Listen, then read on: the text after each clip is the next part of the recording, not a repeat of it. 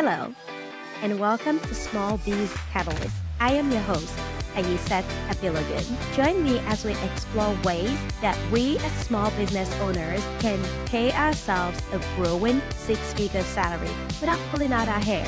Whether you're a small business owner or an economic development professional, this show is for you. Let's explore together. And if you listen to the end, I will share some grants that might be beneficial to your business. Today, we're going to talk about something that I think is really important, but often overlooked: fear. Specifically, we're going to explore how fear impacts entrepreneurship and what we can do to combat fear. As entrepreneurs, we're often told to be brave, to take risks, to push past our fears. But the truth is, fear is a natural and normal part of the entrepreneurial journey. And if we're not careful, fear can hold us back and prevent us from achieving our goals. Today's episode is inspired by a series of events that occurred a few days ago. You'll probably be listening to this a few weeks into what's happened. Well, last week, we successfully hosted very first She Inspires Symposium. Leading up to that event, well, I got an email,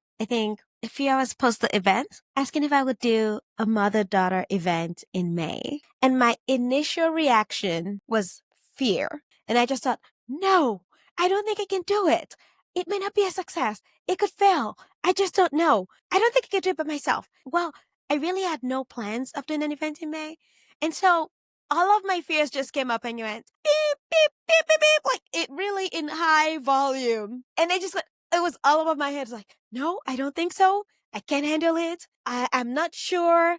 I have no idea. I think I'm going to need a lot of sports team.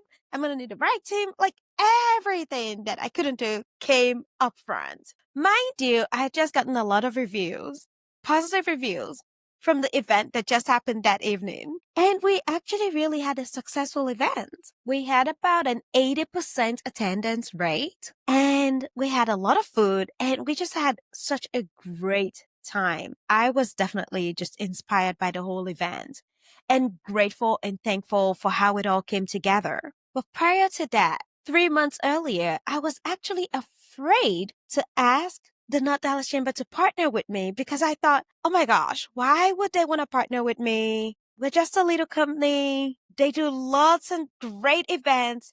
And somehow I just got the courage one day to ask and say, hey, do you guys do an event with me? And it turned out that everything was aligned because they were planning an event about that same time.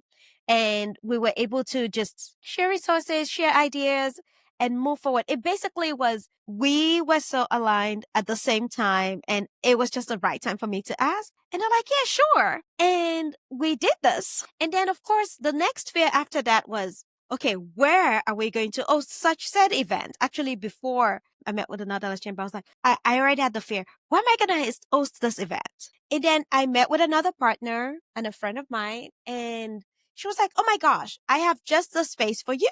And then I thought, how are we going to pay for this event? And then another organization said, yeah, sure, we'll be happy to sponsor you. We would love to be a part of this. All of this fear were disassembled just by me taking action and taking the right actions and asking for the right partnership. Today, we're going to talk about 3 types of fears that could cripple us as entrepreneurs and what we can do about it.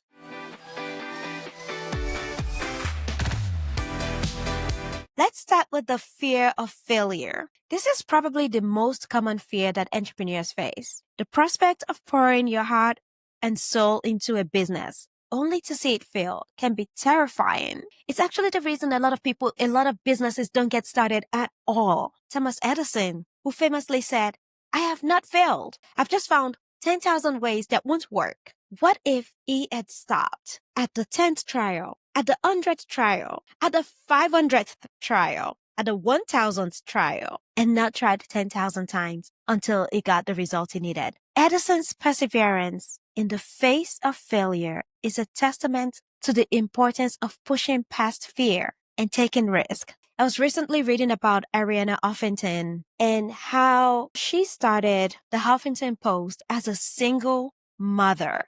She didn't allow her fears to prevent her from pursuing her dreams. She pushed forward, and today she's built a successful media empire.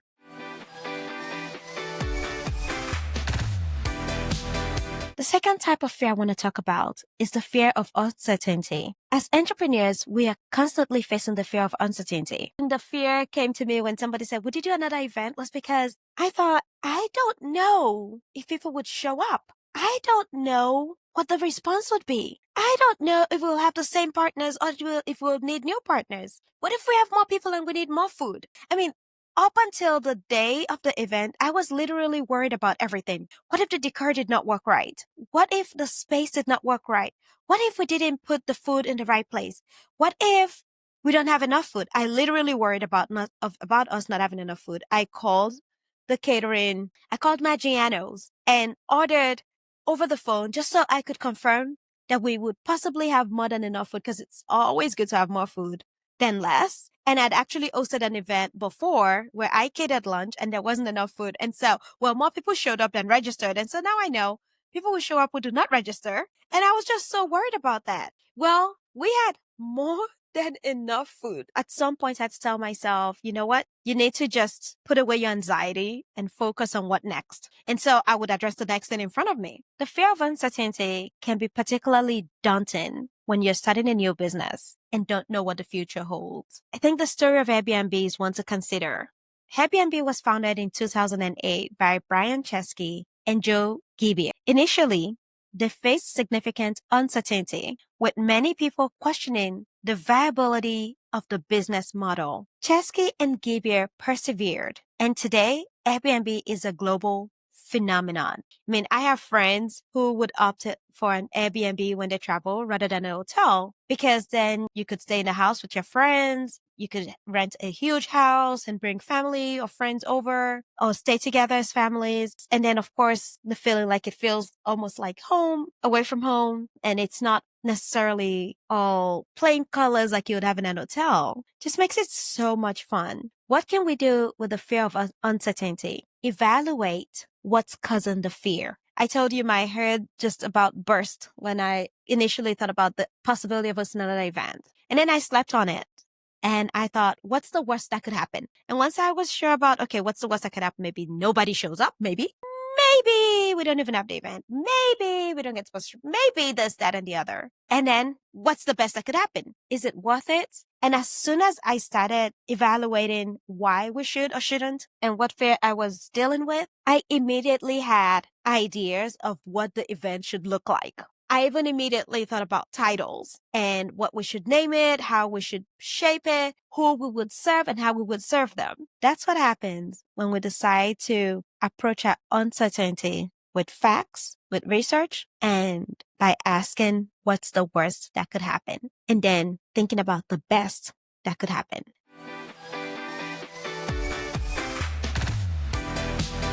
The third fear I want to talk about is the fear of rejection. The fear of rejection is another common fear that entrepreneurs face. This can be particularly daunting when we're trying to raise funds or get customers to buy into our products or service. For many years, I used to tell myself, I'm afraid to ask for money for me. But I can sell somebody else's product, but not mine, because the money is not coming to me. It's coming to somebody else. It's okay for me to sell their products. I was just really fearful of asking people to buy my product. And over the years, after taking so many training courses, listening to mentors and reading so many books, and then of course, getting confident in what I do, now I know that what I do has value, and that value is meaningful to the person who's buying my service. And so I'm not as afraid to ask for payment anymore, especially when I feel it's priced right. Now, there are some times where I've priced my product incorrectly and self-corrected as,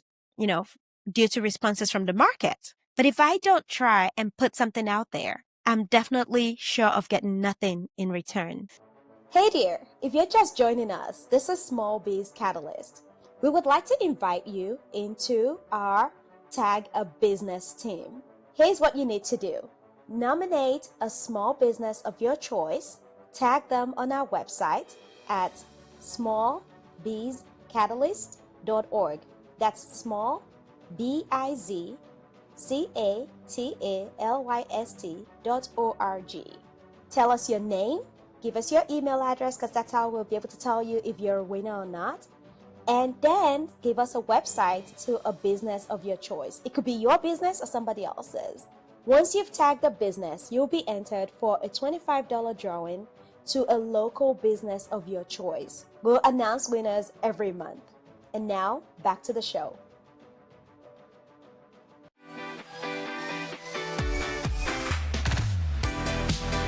So let's talk about how we can overcome our fear. I've shared a little bit, and now we'll kind of just circle all on how to overcome our fear. How can an entrepreneur overcome fear and achieve success? The key is to face your fear head on and take action despite your fear. When we started planning She Inspires Symposium, we had no plan to host an event before December, before the end of the year. But then as I spoke to my team, we decided it was probably good for us to do a small event in the first quarter of the year. And so we started working on She Inspires, which I had 3 months to plan and lots of partners in the process. But if we didn't take action and go to each partner and say, would you like to be a part of this? That event would have never happened. Taking action might mean taking small steps at first. It could be as simple as making a phone call or sending an email. But as you become more confident, you can take bigger risk and bigger steps. And as I talk about this, I remember the story of Sarah Blakely,